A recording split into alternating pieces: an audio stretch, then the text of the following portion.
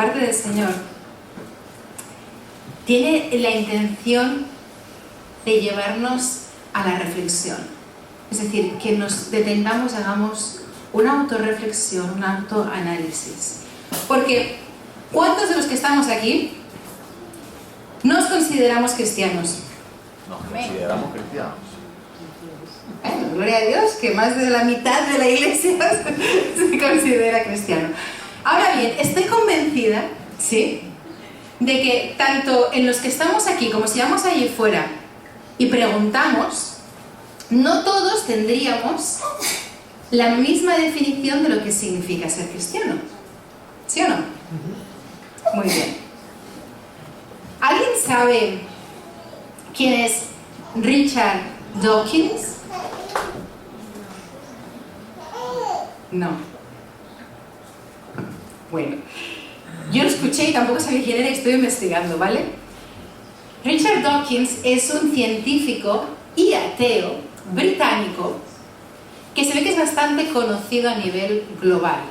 Es el autor de un libro que se ve que se hizo muy conocido, que se llama El espejismo de Dios. Y durante 20 años ha estado dando motivos, argumentos, según él, por qué no hay que creer en Dios y además, por qué no hay que creer específicamente en nuestro Dios. ¿Sí? Entonces, ¿por qué os hablo de este hombre? Os voy a leer un escrito, un trocito de un artículo que salió, ¿vale? Que dice: el famoso ateo británico Richard Dawkins, autor del libro El espejismo de Dios, declaró en una entrevista reciente que se identifica como un cristiano cultural y que prefiere el cristianismo al islam, aunque aclaró que no cree ni una sola palabra de la fe cristiana. Y sigue diciendo, ¿sabes qué? Esto lo dijo él. Me encantan los himnos y los villancicos. Me siento como en casa en la iglesia. Siento que somos un país cristiano en ese sentido. No sé vosotros, pero a mí se me revolvió todo por dentro cuando leí esto. Porque ahora resulta que hasta un ateo se puede considerar cristiano. Eso sí, cristiano cultural. ¿Sí? ¿Y sabes lo que es lo más triste de todo que me estaba hablando el Señor? Que si no fuera por sus palabras y porque abiertamente ha expresado y ha proclamado y ha dado argumentos de por qué no cree, si fuera por su forma de vivir, no se distinguiría del 90% de los cristianos en el mundo occidental. Y aclaro en el mundo occidental, porque en esos países donde cuando tú dices he decidido seguir a Cristo, te estás jugando la vida con ello, eso es otro tema, ¿sí? Por eso digo en el mundo occidental. Hemos tergiversado de tal manera lo que significa ser cristiano, de lo que es la iglesia de Cristo, que somos nosotros, ¿sí? No son las cuatro paredes, la iglesia somos nosotros, que en realidad, como norma general, estos conceptos, el cristianismo, la iglesia de Cristo, han perdido la gloria y el poder que conllevaba en un comienzo, cuando alguien decía soy cristiano. Y es por eso que el mundo occidental podemos encontrar aquí, en todos los países, mega iglesias, literalmente iglesias con miles de personas que se congregan cada fin de semana y que no transforman nada a su alrededor. ¿Y sabéis que no necesitamos ser una mega iglesia para poner todo alrededor patas arriba y para transformarlo todo para la gloria de Dios, allí donde Dios nos ha puesto? ¿Lo sabéis? Porque hay un montón de antecedentes en la historia no muy lejana de que eso es así. No solo lo vemos en el libro de los Hechos, ¿sí?, donde comienza la iglesia, donde vemos qué sucede cuando los hijos y las hijas de Dios realmente están viviendo como tal, sino que es algo que, ya digo, han habido precedentes en la historia, y la historia no muy lejana. Por ejemplo, ¿alguien conoce el avivamiento de Gales? ¿Alguno? Bueno, os explico un poquito. Este avivamiento, se le llama así, sucedió entre el 1904 y 1905. Sí, yo sé que para los jóvenes el 1900 es como uff, pero para los que ya tenemos unos cuantos años sabemos que el 1900 no hace tanto, ¿sí? Entonces, sucedió entre el 1904 y 1905 en Gales, ¿sí? En Reino Unido, y principalmente fue en una ciudad llamada Loughor. Sé inglés, pero esta palabra era como Loughor, ¿sí? Pero se extendió rápidamente en todo el país. Y Evan Roberts, ¿sí? Era un joven galés de 26 años que fue una pieza clave para que eso comenzara. No comenzó solo, estaba él y sus compañeros, pero la pasión que él tenía por Dios, la manera en que él oraba para ver el reino de Dios manifestándose y la manera en que él predicaba la palabra, encendieron una chispa que se explosionó por todas partes. Ese mover de Dios empezó a expandirse y si os dais cuenta, comenzó un muchacho con sus compañeros. No era una super iglesia. Se produjo tal explosión del reino de Dios que en ese país, solo en ese país, impactó toda la región y aunque no duró un poco más de un año, más de 100.000 personas entregaron su vida a Cristo. Y el avivamiento impactó, ya digo, a todo el Reino Unido y su influencia fue directa para el avivamiento posterior de la calle Azusa. ¿Sabéis cuál es? Es el avivamiento que fue el precursor en Estados Unidos del movimiento pentecostal, de las iglesias que creemos en el mover del Espíritu Santo, ¿sí? Entonces, ¿cómo sabemos que realmente esas personas entregaron su vida a Cristo? Esas 100.000 personas, que no solo fue de palabra. Hay evidencias de que el reino de Dios irrumpió en aquel lugar y la sociedad fue transformada. Le pedí al ChatGPT que me hiciera una lista de las evidencias de que había habido un avivamiento en Gales en esa época. Y pone, no lo digo yo, dice la IA, ¿sí? Cierre de pubs, teatros y prostíbulos por falta de clientela. La gente abandonaba la vida de pecado voluntariamente al experimentar el amor y la convicción de Dios. 2. Dice, reducción drástica del crimen. Hubo semanas que los tribunales no tenían casos que juzgar. 3. Minas de carbón alteradas. Esto me hizo muchísima gracia. Dice, los mineros convertidos dejaban de maldecir y los caballos no entendían sus nuevas órdenes limpias. Dice, porque antes estaban acostumbrados a insultos. Más cosas. Restauración personal y familiar. Personas que vivían estando atrapadas en el alcoholismo, la violencia y la inmoralidad fueron restauradas milagrosamente.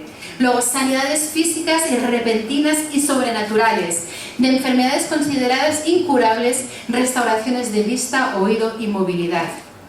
Y luego la última, adoración espontánea. Dice que los cultos, las reuniones, eran dirigidos por el Espíritu Santo y a veces no había ni siquiera predicación formal, solo cantos, oraciones y confesiones. Me parece súper curioso este último punto, porque cuando uno está lleno del Espíritu Santo de Dios, la gente se apasiona de tal manera que no hacen más que adorar a Dios. Tienen ganas de exaltarle, tienen ganas de cantarle. Pero en la mayoría de iglesias en nuestro país y en el mundo occidental nos cuesta que la gente llegue a tiempo para alabar a Dios. ¿Por qué no estamos viendo esto? ¿Por qué no estamos viviendo esto? De momento, pongo un paréntesis ahí porque sabemos, es algo que sabemos a nivel mundial que el Señor va a traer. Yo no hablo de un avivamiento, hablo de una cosecha para su gloria, una cosecha de almas, de personas para su gloria. Amén. Que va a ser algo sin precedentes. ¿Y sabéis qué va a caracterizar a estos nuevos creyentes y al remanente que se le una? Les va a caracterizar su pasión y su entrega total. No van a ser tolerantes con la religiosidad y no van a ser tolerantes con la tibieza, con la falta de santidad y la falta de consagración. Yo eso ya lo estoy viendo y sé que se acerca aún más grande. Amén, amén. Y sabes, os decía que no va a ser un avivamiento como tal, porque los llamados avivamientos surgen por un tiempo no muy largo y desaparecen, ¿sí? Va a ser un resurgir de la verdadera iglesia de Cristo. Como se anunciaba en las Escrituras desde hace muchísimo tiempo, esa iglesia radiante que muestra al mundo la gloria de quién es nuestro Dios y trae su reino con poder y lo expande allí donde va. Gloria a Dios. Transformando vidas, transformando situaciones. Es esa iglesia de la que el profeta Isaías hace montones de años ya nos estaba anunciando que vendría. Está en Isaías 60, del 1 al 4, y dice: levántate y resplandece, que tu luz ha llegado. La gloria del Señor, ¿no tenemos el versículo? Brilla sobre ti. Mira, las tinieblas cubren la tierra y una densa oscuridad se cierne sobre los pueblos. Si pensáis que las cosas van a ir a mejor, está escrito, va a ir a peor, ¿sí? Pero por eso la iglesia de Dios se tiene que levantar y brillar quién es Dios más que nunca, ¿sí? Dice, pero la aurora del Señor brillará sobre ti. No te preocupes tanto por lo que está pasando alrededor, por lo oscuro que está todo, porque la aurora del Señor brillará sobre ti. Sobre ti se manifestará su gloria. Las naciones serán guiadas por tu luz y los reyes por tu amanecer esplendoroso. Alza los ojos, mira a tu alrededor, todos se reúnen y acuden a ti. Tus hijos llegan desde lejos, a tus hijas las traen en brazos. Gloria a Dios. Pero ¿por qué no estamos viendo esto aún? ¿Por qué? La pregunta es, ¿qué tenemos? ¿Cultura cristiana? ¿Un conjunto de valores morales que son buenos? Algunos ni eso. Porque yo tengo que decir que he visto a no creyentes que tienen mejor testimonio que algunos que dicen ser cristianos. Más amorosos con la gente. Hablan más vida sobre ellos. Se quejan menos. Protestan menos, sonríen más y no son creyentes. ¿Qué es lo que tenemos? ¿Cultura cristiana? ¿Un vocabulario cristiano que hemos adquirido con el tiempo? ¿O realmente estamos viviendo lo que la palabra de Dios dice y enseña que es ser un hijo de Dios? Porque aunque no se pronuncie con palabras, se demuestra con hechos que cada vez hay más cristianos culturales. Personas que reconocen que los valores cristianos son valores buenos, que se sienten a gusto en la iglesia, que hasta se saben las canciones, pero que no tienen ningún tipo de relación con el Dios vivo. Y entonces, como no tienen esa relación con el Espíritu Santo de Dios, no hay ningún poder manifestándose a través de ellos. Y es que, ¿qué significa realmente ser cristiano? ¿Qué significa? Porque el Señor me estaba inquietando estos días con todo este tema, con el hecho de lo que la sociedad considera que significa el ser cristiano, incluso lo que muchos cristianos dicen que son cristianos, no es lo que Dios dice que es ser cristiano. El Señor nos está llamando a despertar, a ser parte de ese remanente de su iglesia en los últimos tiempos a nivel global, esa que hemos visto en Isaías, que se levanta y resplandece la gloria de Dios, que va a vivir el verdadero evangelio, lo que Dios espera que vivamos. Pero para ello, la pregunta y la reflexión de hoy es: ¿qué estamos viviendo? Y el título que le puse es ¿cultura cristiana o el evangelio de poder? Antes de nada, vamos a orar. Gracias, papá, gracias porque si tú nos quieres hablar hoy de forma clara y directa es por tu amor, porque nos amas. Porque quieres ver a tus hijos e hijas radiando tu luz, Señor, trayendo tu reino con poder, destruyendo toda obra del enemigo, restaurando todo aquello que el enemigo ha destrozado, ha derribado y se ha llevado, recuperando terreno para tu gloria y para tu honra, y recuperando a tus hijos, Señor, que están lejos de ti. Así que te pido, Santo Espíritu, me pongo en tus manos. Sé tú hablando a través de mí, haz lo que solo tú puedes hacer. Sé tú traduciendo mis palabras a cada corazón para lo que tú quieres que ellos reciban. Gracias por todo. En el nombre de Jesús. Amén. Amén. Muy bien. Entonces, ¿qué significa ser cristiano? No me lo digáis. ¿Sí? Porque si comprendemos verdaderamente lo que significa, veremos claramente que la mayoría de definiciones que este mundo tiene, que incluso podemos tener nosotros, el concepto de lo que es ser cristiano no es lo que Dios dice, ¿vale? Vamos a ir a Hechos. Os voy a dar unas cuantas escrituras, así que lo podéis escribir, o si no, mirarlo en la pantalla. Hechos capítulo 11.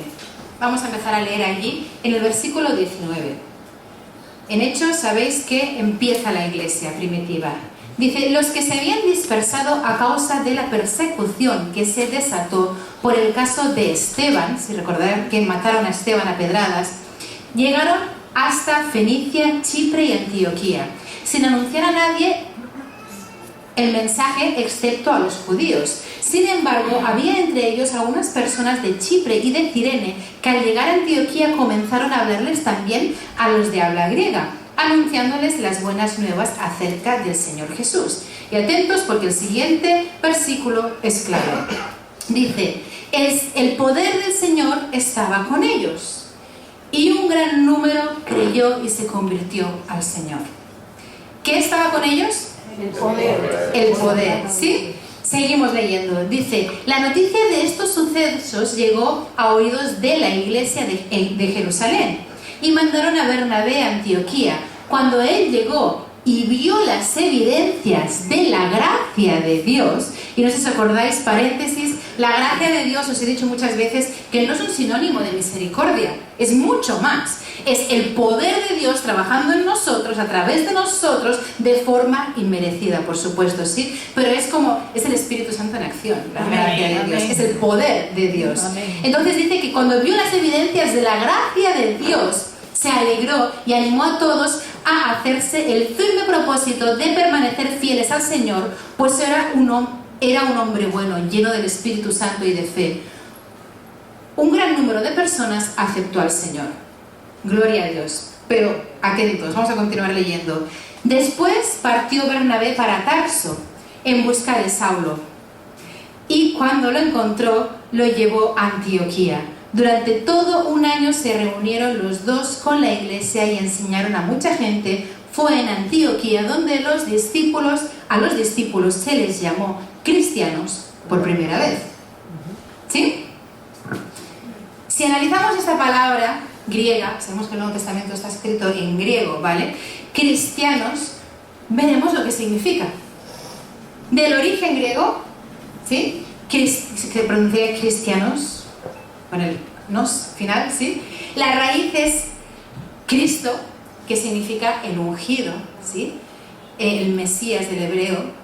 Y después ianos, que es el sufijo griego-latino que indica pertenencia.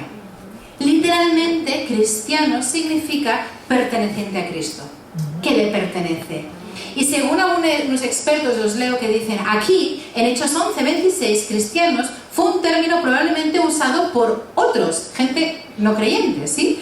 Para identificar a aquellos que seguían y se alineaban con Jesús, el Cristo. Al principio pudo haber tenido un tono despectivo y burlón, pero más tarde los mismos discípulos lo adoptaron como una identidad de honor. ¿Sí? Es decir, la gente veía cómo vivían, veía cómo actuaban, las evidencias en su vida, y les recordaba a aquel que le llamaban el Cristo. Y la gente en un principio despectivamente y burlándose decía, es que son como él. Sus vidas son una réplica de él, le pertenecen a él. ¿Sí? ¿Me seguís? Sí. Porque sus vidas eran una réplica de la de su Señor. ¿Y qué es lo que caracterizaba esas vidas? Lo hemos leído. El poder del Señor estaba con ellos. Y de hecho, eso es lo mismo que caracterizaba la vida de Jesús. Que el Espíritu Santo, el Espíritu del Dios Todopoderoso, se movía a través de él, le hacía hablar, le hacía obrar de manera que nadie antes había obrado de esa manera. y traía el reino de Dios a cada situación. De hecho, Jesús mismo decía en Juan 10, 37 y 38, si no hago las obras de mi Padre, no me creáis, pero si las hago, aunque no me creáis a mí, creed a mis obras, para que sepáis y entendáis que el Padre está en mí y que yo estoy en el Padre. Y lo dijo muchas veces, otra vez está en Juan 14, del 10 al 12, que dice, ¿acaso no crees que yo estoy en el Padre y que el Padre está en mí? Las palabras que yo os comunico no las hablo como cosa mía, sino que el Padre que está en mí, sino que es el Padre que está en mí el que realiza sus obras. Creedme cuando os digo que yo estoy en el Padre y que el Padre está en mí, o al menos creedme por las mismas obras. Y atentos a lo que dice ahora. Ciertamente os aseguro que el que en mí cree las obras que yo hago, también él las hará, y aún las hará mayores, porque yo vuelvo al Padre. Pregunta, ¿cuál era la evidencia de que Jesús venía del Padre y de que el Padre estaba en él? Lo que hacía, ¿verdad? El poder de Dios obrando a través de él. Por tanto, ¿cuál debería ser la evidencia de que le pertenecemos a Jesús y de que Jesús vive en nosotros? Hablar como él y ponerse como él. Ese mismo poder, ¿sí? El que estaba en Jesús y el que le caracterizaba a él y a los primeros cristianos, que dice el poder de Dios estaba con ellos. Y que fue por ese motivo que se les empezó a llamar de esa manera. ¿Sí? ¿Me seguís, no? Amén. Pedro mismo describía la vida de Jesús. Me encanta esta descripción súper cortita en 3 líneas de la vida de Jesús. Hechos 10, 38 dice, me refiero a Jesús de Nazaret, cómo lo ungió Dios con el Espíritu Santo y con poder, y cómo anduvo haciendo el bien y sanando a todos los que estaban oprimidos por el diablo, porque Dios estaba con él. Y unos pocos versículos después de ese Hechos 10, es cuando se comienza Hechos 11, ¿vale? Cuando ellos escribieron esa carta, esos relatos no habían capítulos, pero es unos pocos versículos después, es donde se nos dice que el poder de Dios estaba con los cristianos, en los creyentes en Antioquía, y que por esa razón se les comenzó a llamar cristianos. ¿Lo vemos o no? Amén. ¿Sí? Estamos viendo lo que significa ser cristiano realmente para la Escritura, para Dios. Y es que, ¿qué predicaba Jesús? ¿Qué predicaba Jesús? Si leemos el capítulo 4 de Mateo, ¿vale? Se nos explica que Jesús primero es tentado por el diablo, ¿os acordáis? En el desierto durante 40 días, 40 noches. Y no sé si recordáis que dice que cuando vuelve, nos especifica en el Evangelio de Lucas, en Lucas 4, 14, dice que llega en el poder del Espíritu Santo, ¿sí? Y es entonces, no antes, que comienza su ministerio. Y leemos en Mateo 4, 17. Desde entonces comenzó Jesús a predicar y a decir, arrepentíos porque el reino de los cielos se ha acercado. ¿Sí? Lo conocemos, esa frase es muy conocida, hasta no creyentes la han escuchado. ¿Qué estaba anunciando Jesús? Vamos a ver en palabras que nosotros podemos comprender, porque la palabra para nosotros arrepentíos era una palabra que para ellos era muy obvia lo que significaba. Viene de la palabra griega metanoio, de la cual nos viene lo de metamorfosis, ¿sí? Implica un cambio, una transformación. Ellos comprendían perfectamente que cuando Jesús les estaba diciendo arrepentíos, no estaba diciendo daros latigazos en la espalda, llorar y luego continuar. No estaba diciendo eso, ¿sí? Estaba diciendo cambiar vuestra forma de pensar, cambiar vuestra forma de ver las cosas, cambiar vuestra forma de actuar, porque la manera en que Dios hace las cosas, su reino, ¿sí? La manera en que Él obra, actúa, ha venido. Y lo mostraba. Así que, ¿qué predicaba Jesús?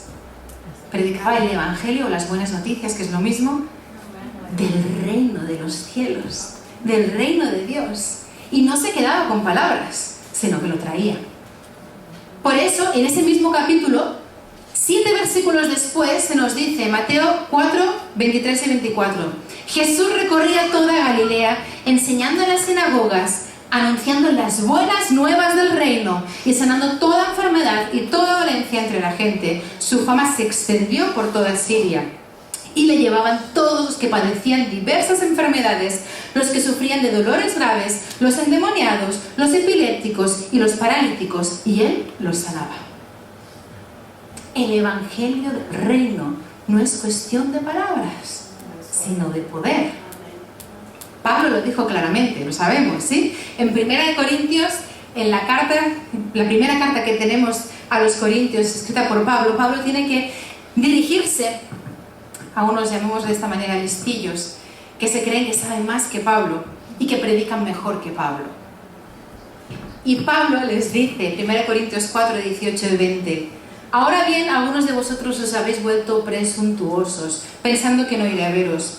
Lo cierto es que si Dios quiere, iré a visitaros muy pronto. Y ya veremos no solo cómo hablan, sino cuánto poder tienen esos presumidos. Porque el reino de Dios no es cuestión de palabras, sino de poder. Basta.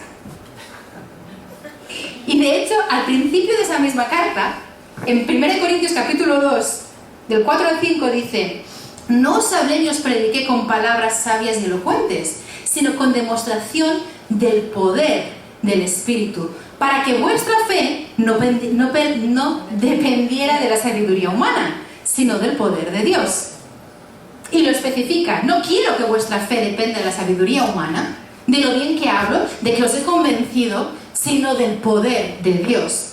Nos damos cuenta de qué es lo que realmente caracteriza a un cristiano, lo que caracteriza la forma de vivir de alguien que le pertenece a Cristo. ¿Lo ves? Pero nosotros nos esforzamos en que tenemos que encontrar las palabras adecuadas para convencer a la gente y que la gente entregue sus vidas al Señor. Porque el problema es que no tenemos las palabras adecuadas y creemos que no necesitamos señales. ¿Para qué queremos las señales? No necesitamos el poder de Dios. Es algo secundario. Si pasa bien, si no, no pasa nada. ¿En qué momento tergiversamos la palabra de Dios y lo que Jesús dijo que teníamos que hacer y lo que tenían que hacer sus primeros discípulos de tal forma que nos hemos quedado así? Es algo muy descarado si tú lees la palabra de Dios. Jesús les dijo a sus primeros seguidores, ¿sí? Aquellos que habían vivido con Él, habían caminado con Él, ya habían antes anunciado el Evangelio como Él les enseñó. Ya habían sanado enfermos, habían liberado a oprimidos por el diablo, habían hecho un montón de señales ya, pero ahora Jesús se iba.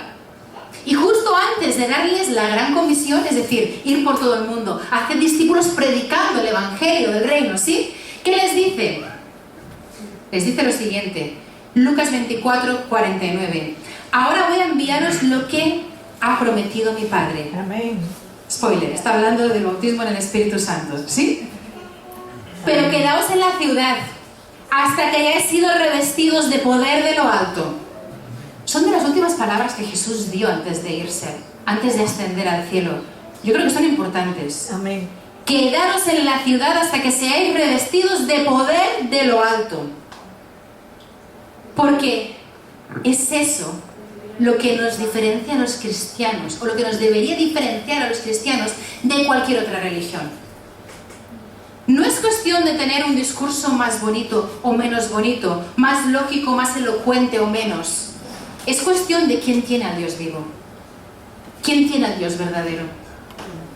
¿Quién tiene al Altísimo viviendo dentro de ellos? Gloria a Dios. Por eso se nos remarca 1000 veces. No es cuestión de palabras. Nunca, jamás deberíamos haber intentado cumplir la gran comisión sin el poder de Dios en nosotros. Jesús no se lo permite a sus primeros discípulos, pero nosotros creemos que no lo necesitamos. ¿En qué momento el enemigo nos metió en la cabeza que el bautismo en el Espíritu Santo era algo opcional o secundario? Que podíamos vivir como Jesús quiere que vivamos, siendo testigos de Él, pero y hacer las cosas que Él hacía además, pero sin el bautismo en el Espíritu Santo. Que podemos realmente pues continuar con nuestra vida y algún día, si Dios quiere, ya caerá el bautismo por sí solo, nos pillará por sorpresa. Mientras tanto, vive a tu manera el ser cristiano, ¿no? ¿Cuándo nos hizo creer eso? ¿En qué momento abrazamos esta idea que realmente es contradictoria a lo que Jesús dice? Hechos 1:8. vuelve a decir Jesús, pero cuando venga el Espíritu Santo sobre vosotros, sí, les ha dicho, no os mováis de Jerusalén, pero cuando venga el Espíritu Santo sobre vosotros, recibiréis ¿qué? Poder. ¿Para qué? Y seréis mis testigos, tanto en Jerusalén como en toda Judea, Samaria y hasta los confines de la tierra. No podemos ser fieles testigos de Jesús y vivir como Él vivía, hacer las cosas que Él hacía y como hacían los primeros cristianos, sin el poder que viene de ser revestidos en ese bautismo en el Espíritu Santo. Amén. ¿Sí? Porque no somos nosotros. Yo no puedo sanar a nadie, yo no puedo liberar a nadie de la presión del enemigo, pero Dios en mí sí. Amén. Amén. Y yo sé que alguien aún puede estar pensando, pero yo ya soy cristiano, ya tengo al Espíritu Santo de Dios en mí. Hay que repasar fundamentos. ¿Sí? Si lo has hecho, si has hecho el curso de fundamentos, hay que repasarlo. Y si no, hay que hacerlo, ¿sí? Porque no estamos hablando de tener al Espíritu Santo de Dios dentro de nosotros, dándonos vida nueva. Es decir, cuando tú naces de nuevo es porque tu espíritu, que estaba muerto en transgresiones y pecados, se une al Espíritu Santo de Dios, al revés, Espíritu Santo de Dios se une al nuestro, ¿sí? Y nos da nueva vida. Evidentemente somos uno con el Espíritu de Dios, tenemos vida nueva. Es ese sello que dice, somos hijos de Dios, lo dice la palabra, ¿sí? Eso ya lo tenían también los discípulos, cuando les dice, no os vayáis de Jerusalén. También lo tenían. Y si alguno dice, bueno, pero es que acababa de resucitar, no pueden haber nacido de nuevo, mirar en qué momento resucitan. Sí, resucitan también ellos, nacen de nuevo. Juan 20, 20. Dicho esto, les mostró las manos y el costado. ¿Os acordáis? Se presenta a sus discípulos después de ser resucitado. Al ver al Señor, los discípulos se alegraron. La paz sea con vosotros, repitió Jesús. Como el Padre me envió a mí, así yo os envío a vosotros. Estas palabras son potentes. Como el Padre me envió a mí, así os envío a vosotros. Y nos está enviando a nosotros porque luego les dice todas las cosas que yo os he enseñado, enseñarlas a los demás, ¿sí? Sigue diciendo, acto seguido sopló sobre ellos y les dijo, recibid el Espíritu Santo. Gloria a Dios. Ahí es cuando nacen. Amén. Tienen al Espíritu Santo de Dios. Ese es el primer momento en que los primeros discípulos, los primeros creyentes, nacen de nuevo. Pero no es suficiente con tener al Espíritu Santo en nosotros porque hemos nacido de nuevo. No lo digo yo, lo acabamos de leer, si lo hemos visto. Jesús dije, no os vayáis de Jerusalén hasta que no hayáis sido revestidos de poder. Cuando venga el Espíritu Santo sobre vosotros es cuando recibiréis ese poder y podréis ser mis testigos. ¿Sí? Está hablando de ese bautismo en el Espíritu Santo. Lo que sucede luego en Hechos capítulo 2. No lo voy a leer por amor al tiempo, ¿vale? Pero leerlo tranquilamente. Y el bautismo en el Espíritu es algo que no pasa desapercibido. Cuando lo recibes, no hay duda de que lo has recibido. No te puedes quedar pensando, ¿será que lo recibí? ¿Y no me he enterado? Hay una explosión y una manifestación del poder de Dios, del Espíritu en ti. Y una de las primeras evidencias, una de las primeras señales que demuestran que eso es así, es que de repente lenguas que nosotros no conocíamos empiezan a brotar de nosotros. Amén. Jesús lo describe así, en Juan 7, del 38 al 39. El que crea en mí, como dice la Escritura, de su interior brotarán ríos de agua viva. Eso dijo del Espíritu que había de recibir los creyentes, los que creyeran en Él, pues aún no había venido el Espíritu Santo porque Jesús no había sido aún glorificado. ¿Sí? Y el día en que el Espíritu Santo fue derramado por primera vez, el día que estaban celebrando allí la fiesta de Pentecostés, por eso se le llama el día de Pentecostés, ¿sí? Descrito en Hechos 2, se arma tal alboroto, tal revuelo, cuando el Espíritu Santo desciende, que dice que la gente de todo Jerusalén iban a ir a ver qué estaba pasando. Y algunos incluso dicen, estos están borrachos, la que están liando, vaya fiesta tienen aquí montada, porque hay evidencias de la manifestación del poder de Dios. Pero por eso Pedro se tiene que levantar y aclarar lo que está pasando. Vamos a ver lo que decía. Hechos 2, del 14 al 18. Entonces Pedro, poniéndose en pie, Con los 11 alzó la voz y les habló diciendo: judíos y todos los que estáis en Jerusalén, esto os sea notorio de oír mis palabras, pues estos no están borrachos como vosotros suponéis, puesto que es la hora tercera del día. Es decir, muy pronto para que no estemos borrachos, ¿sí? Pero esto es lo dicho por el profeta Joel. En los postreros días, dice Dios, derramaré mi espíritu sobre toda carne, y vuestros hijos e hijas profetizarán, vuestros jóvenes verán visiones, y vuestros ancianos soñarán sueños. Y de cierto, sobre mis siervos y sobre mis siervas en aquellos días derramaré de mi espíritu y profetizarán. Gloria a Dios. Aleluya. Pero nosotros seguimos convencidos de que es con palabras. Son las palabras correctas. Que si tenemos ahí lo que hay que decir en cada momento, podemos conseguirlo por nuestras propias fuerzas. Y por eso la gente allí fuera sigue súper confundida y a cualquier cosa le llaman ser cristiano. Necesitamos el bautismo. Es el primer paso después de que hemos nacido de nuevo. Y si no lo has recibido aún, no quiero que nadie se sienta mal, ni que se frustre ahora, pero es que yo no lo he recibido. No pasa nada, ¿sí? Pero necesitas insistir. Insiste, insiste. No pares hasta que no lo recibas. Necesitas ser como aquella viuda insistente de la que nos hablaba Jesús, ¿sí?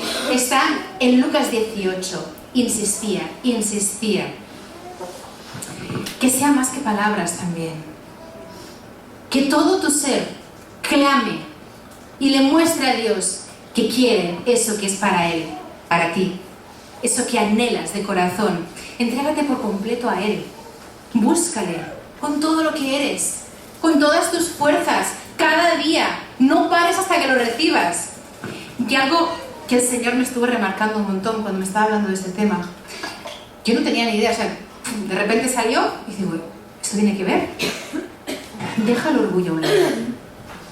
Deja el orgullo a un lado. Decimos, no tengo orgullo. Pero es que a mí nadie me tiene que decir lo que tengo que hacer. ¿Cómo tengo que buscar a Dios? ¿Sabes cómo me mostró a mí el Señor que había orgullo en mi vida? Cuando yo estaba en Australia, estaba allí estudiando en el Instituto Bíblico, hace 4 días, soy muy joven. Yo recuerdo que había momentos en la adoración, para todos los estudiantes nos hacían allí unos tiempos súper bonitos de adoración, y de repente el que llevaba la alabanza, el que dirigía la alabanza decía, levanta tus manos en señal de rendición. Y yo pensaba, pero ¿qué tiene que decirme a mí si tengo que levantar las manos o no? O sea, yo levantaré las manos si quiero, y si no quiero no las levanto, y cuando quiera las levantaré, ¿no? Hasta que un día el Señor me dio una colleja espiritual y me dice, ¿por qué te cuesta tanto rendirte? ¿Por qué te cuesta tanto simplemente obedecer? Porque este líder que yo he puesto delante de ti te está guiando en este momento. Deja el orgullo a un lado, me dijo.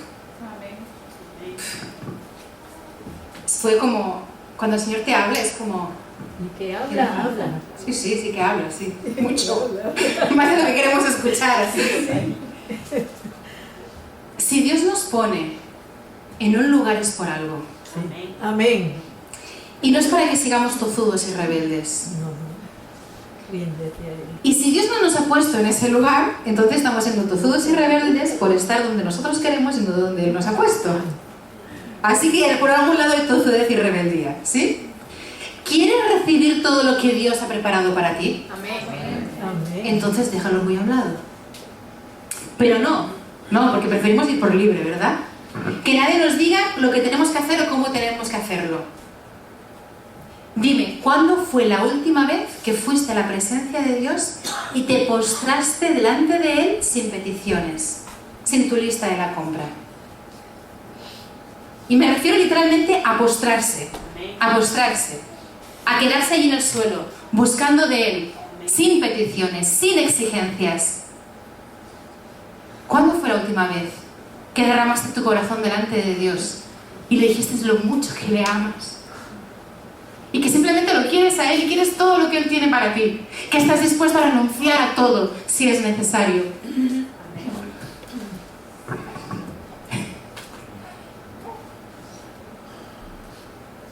Yo sé que hay gente que está pensando, no es necesario arrodillarse. Es necesario. No lo hagas. Es No lo hagas si no quieres. Pero ese pensamiento está delatando la actitud de tu corazón. Nosotros decimos que le anhelamos, que queremos recibir el bautismo para su gloria, para su honra, pero nuestras acciones y nuestras actitudes hablan más alto que nuestras palabras. Amén. ¿Y sabes qué es lo más terrible? Porque nosotros decimos, no es un versículo, pero lo decimos porque es la conclusión a la que llegamos, que Dios ama al pecador, pero odia al pecado, ¿verdad? Y lo sabemos porque dice que de tal manera amó Dios al mundo que entregó a su Hijo unigénito, sí, porque nos amaba, dio lo mejor que tenía. Pero el orgullo es muy peligroso. Y es aterrador que haya orgullo en la vida de alguien que se considera hijo o hija de Dios. Porque mira lo que dice Dios. Os leo primero en la Reina Valera, Santiago 4:6. Pero Él da mayor gracia, ¿sí? Por esto dice, Dios resiste a los soberbios y da gracia, acordaros, poder a los humildes. En la Nueva Versión Internacional dice que Dios se opone a los orgullosos, pero da gracia a los humildes. Este versículo nos debería hacer reflexionar. ¿Por qué no dice que a Dios resista o se ponga al orgullo? Dice al orgulloso.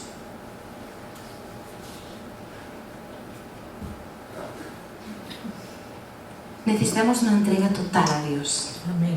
Necesitamos buscarle con humildad.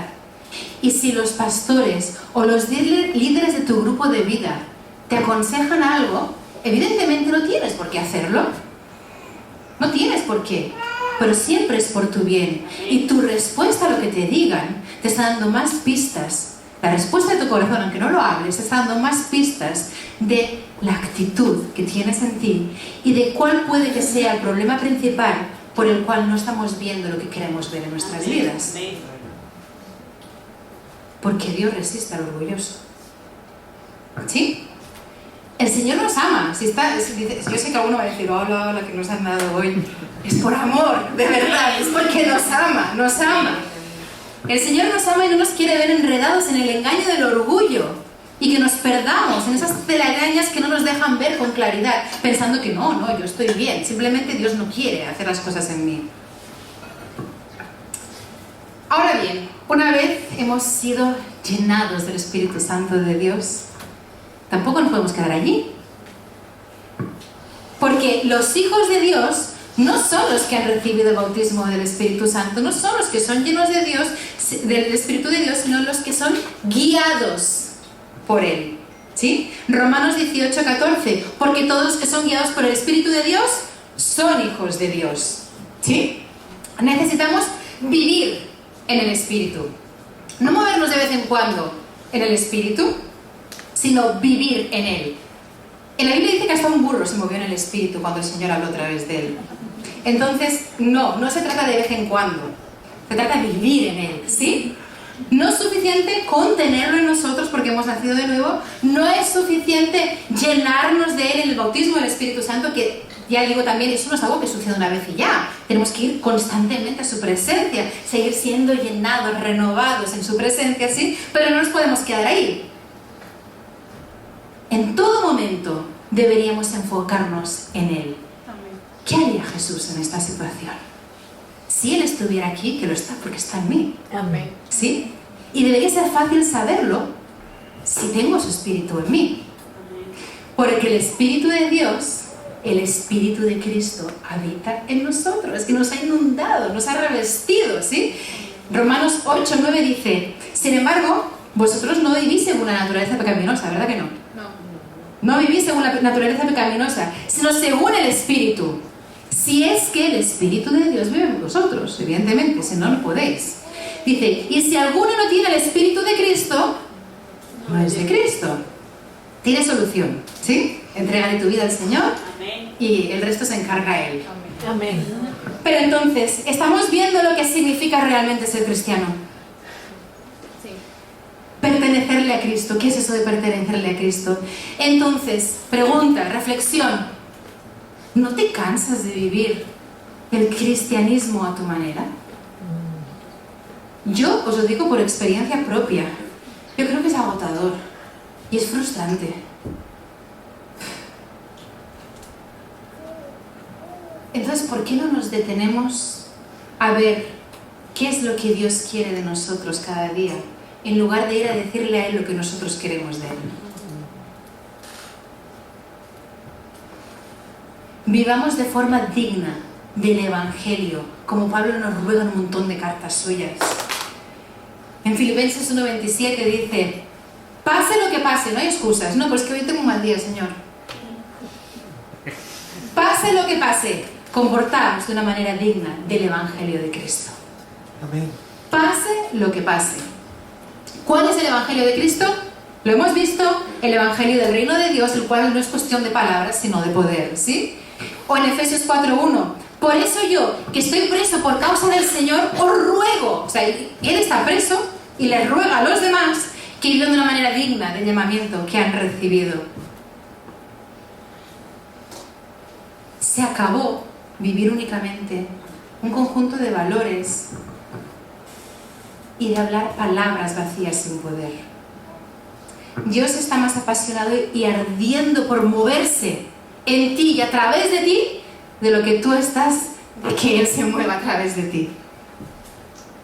Deja de usar la lógica humana.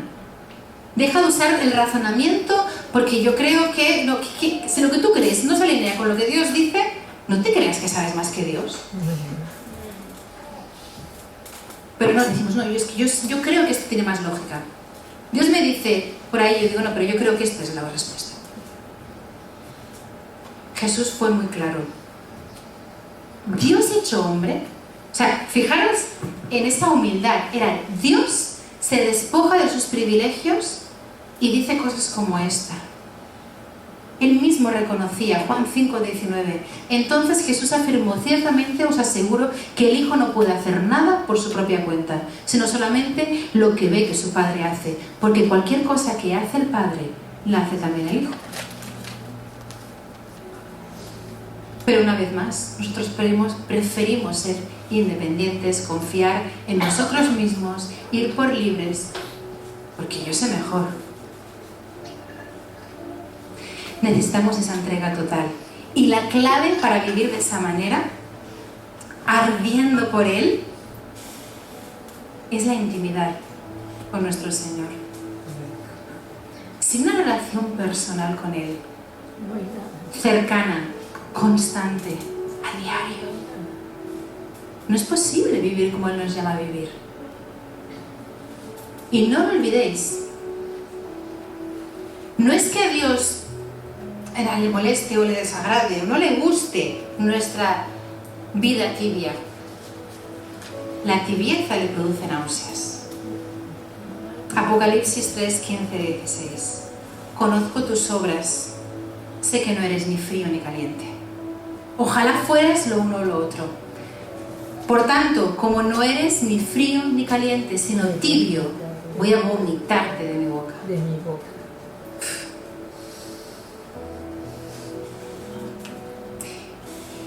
Si os fijáis, esas palabras van dirigidas a su iglesia, una de las iglesias, una de las congregaciones en los últimos tiempos. Se consideran cristianos, son iglesia y tienen obras, pero no el tipo de obras que Él quiere, ¿sí? Hay tibieza, no hay pasión.